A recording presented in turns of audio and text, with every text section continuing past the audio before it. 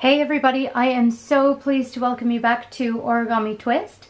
My name's Jen, and in today's video we're doing a project that I'm dedicating to my husband's grandmother.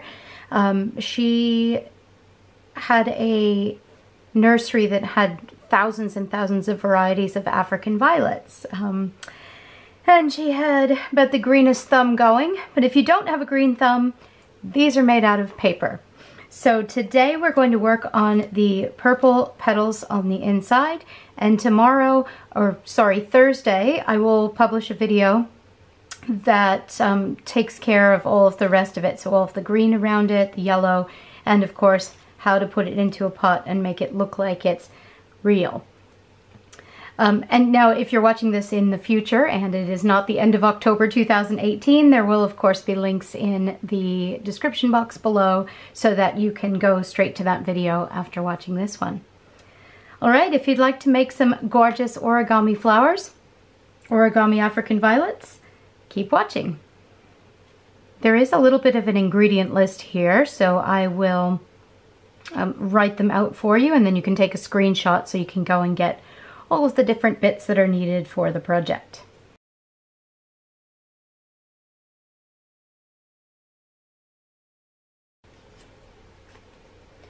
All right, here we go. So you are going to need tea bag folding tiles, one for each of the flowers that you produce for your pot, or however many pots you're making. 3-inch green paper, squares, look like that. Copy paper weight is fine, don't need cardstock, and you need one again for each of the flowers that you're making. Q-tips or cotton buds, and you need one of these for each of the flowers that you're making. It's going to be that little yellow bit in the middle. Green copy paper for the leaves, and also for a large circle that you're going to be putting underneath the leaves. Newspaper. That's going to go in the bottom of the pot.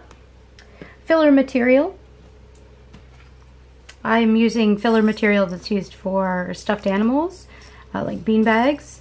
But you could use sand or small stones, whatever you have available. And of course, a small garden pot.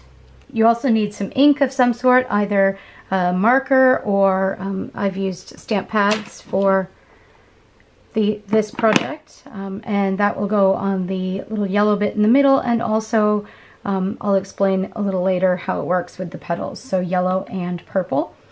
And an adhesive of choice. I'm using double-sided adhesive, but it really doesn't matter, whatever your preference is. And of course, scissors.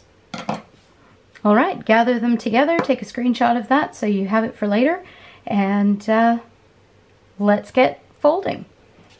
Okay, so this project was made using this exact tea bag folding tile. This is a part of the mystery collection that's in my large unicorn collection, which includes all of the tea bag folding tiles that I currently have available on the website as of today, the 29th of October 2018. I'm actually going to make this file available for the Origami Twist Facebook group. So in order to access this one file for free, it's a printable sheet that has plenty of squares to do this entire project with. All you have to do is join the Origami Twist Facebook group. We would love to have you. We talk about craft and do different challenges and things. It's just started. It's a brand new group, and we would love to have you come join us. There will be a link in the description for that. Now, to make it easier for you to actually see what I'm doing, I will be using origami paper to create the petals, to create the flower today, but I highly recommend that you use tea bag folding tiles to do the one for the actual finished product. Now, if you're using tea bag folding tiles, you'll find they are white on the back if you print them on white paper. So I have put a little ink around the edges, and I find that's just made the flower more cohesive. It kind of has a nice effect to it. And the reason that I'm using two pieces stuck together, or the reason I have two pieces here, is that what I did to make, see, the thing with African violets is it's a fairly heavy flower, and I wanted to make it feel substantial, so I used 2 pieces together like this. So one, and then I attached the other one with a little bit of double-sided adhesive, like that, and then folded the flower up with that. And as you're folding, obviously they're separated slightly because they are 2 pieces of paper, so that's where the extra ink comes in, and it creates a really substantial flower that is quite beautiful. You do need to work with it a little bit, so I would practice on regular paper first and then give it a go. Okay, speaking of giving it a go, how about we fold a flower? So you're going to take one corner, bring it up to the opposite corner, and crease. Give it a really good solid crease, especially if you're using the smaller paper.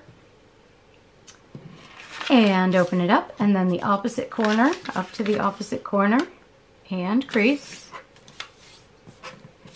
And open it up, turn it over, and one edge is going to go up to the other edge and crease. I like to call this the book fold, or the hot dog fold, because it looks a little bit like a hot dog bun. Open it up, and the other edge to the other edge. So that when you open it up again, you have 2 mountain folds and 2 valley folds folded into your paper. So 1 X in mountain folds and a plus sign in valley folds. Mountains look like mountains, valleys look like valleys. Now, if you've got the diagonal mountain folds facing up, you're going to take your 2 corners, and you can kind of see how the paper wants to come together. It's starting to curl up. You actually want it to do that. You're going to press the 2 together and press the 2 sides up, and it's all going to collapse on itself. Give it a good crease, and now we have a little square with some flaps. From here, I actually use a bone folder, or sometimes I'll use a pair of scissors or something, or a pen to stick inside the little pocket there to get the next fold to start. But you could also insert your finger into the little pocket, and you're going to take that tab, insert your finger into, or whatever, into that pocket, and the crease that's along the top here needs to line up with the little straight gap that's underneath it. And when you do that, you can press it down all the way. Creates a big triangle here and a little triangle, or 2 little triangles at the bottom. And you need to do that for each of the 4 flaps on your project. So I'll speed through it, but just know that each one needs to be flattened down. So turn it over and insert your finger or scissors into it to get it open, flatten down, and so on.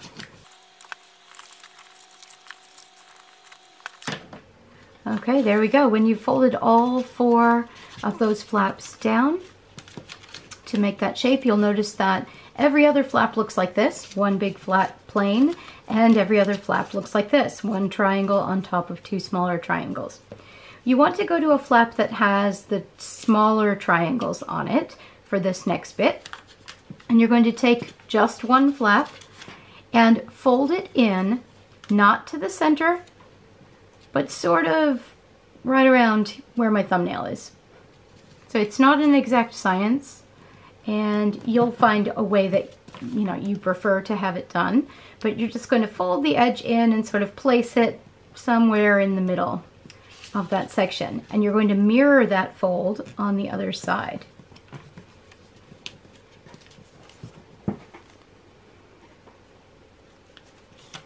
And fold the flaps over until you're at, not on a flat plane, you're over to another one that has a smaller triangles on it, and do the same thing again. Ideally getting it as close to that same position as you did before. And you'll notice, because I had the flap already folded over here, I can actually line it up with that to get the exact angle so that I can then mirror it if you need to. So once again, flap over, and then so on, and complete that for all 4 sides. And as you can imagine, doing that with your tea bag folding tiles doubled is going to be quite tricky. Just get in there as best you can and make sure you are able to smooth those creases down as much as possible. You either use a pair of scissors or a bone folder, whatever you've got available. And then we're ready for the next step. So if you put this open side facing up and closed side facing down, you're going to be folding back this top section to create the actual petals of the violet. So I'm going to put one of those flat planes, so not the one that has all the folds in, but just a big flat area.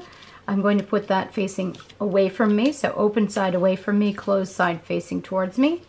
And I'm going to fold that flap down, and you'll know how far to go because it's as far as it will go without ripping. So right to where it is at the edge, and then fold it over again until you are at one of those flat sides again. And once again, slide your fingers underneath that top flap until you get to a place where it won't fold anymore.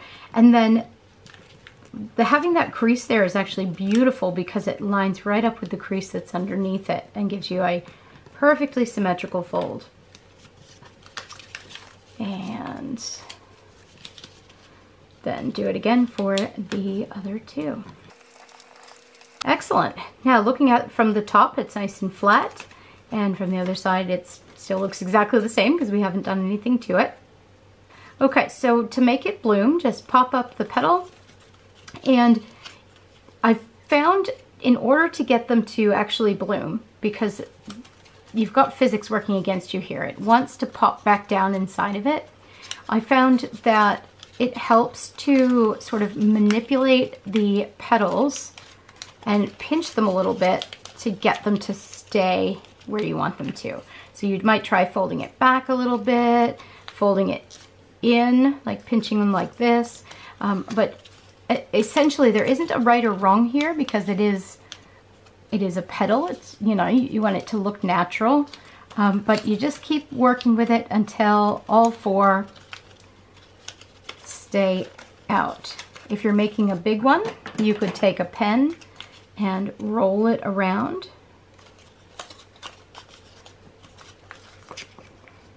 The beginning of your violet.